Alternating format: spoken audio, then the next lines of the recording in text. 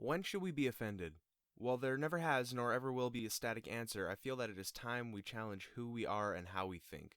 Vulgar statements, shocking imagery, immoral actions, these have always existed alongside us, humanity.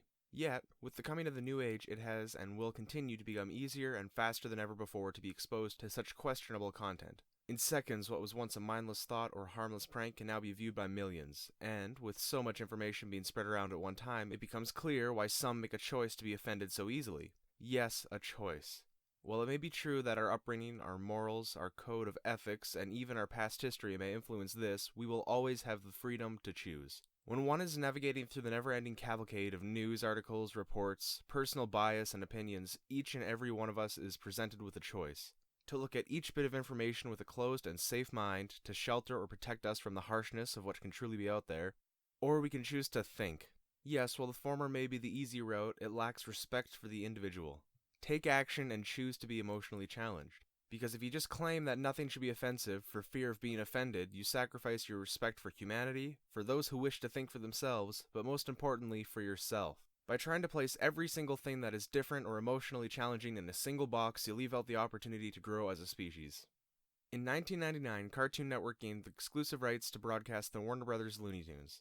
This included all rights to shows, cartoons, merry melodies, and movies. When these rights were given to Cartoon Network, they banned all movies including the character Speedy Gonzales, as he, according to Cartoon Network, was an offensive Mexican stereotype. When interviewed by Fox News in 2002 about the issue, spokeswoman Lori Goldberg commented, quote, "It hasn't been on the air for years because of its ethnic stereotypes," end quote.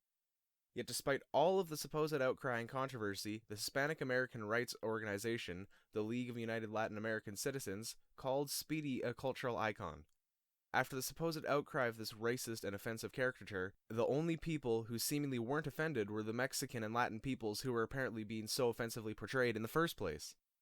After this interview was published, thousands of Latin American citizens signed forms and created campaigns to have Speedy put back on the air. Then, later that same year, Cartoon Network, seeing fan outcry, allowed Speedy Gonzales to be aired once again. Looking at this, the major issue is that, of everyone who was getting offended, the only group of people that weren't were the ones that were being portrayed offensively.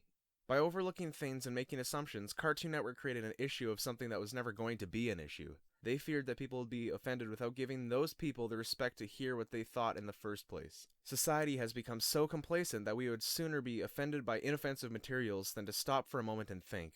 Really think, how does this affect me? And really think, why should it affect me? But most importantly, to stop and think, should this really offend me?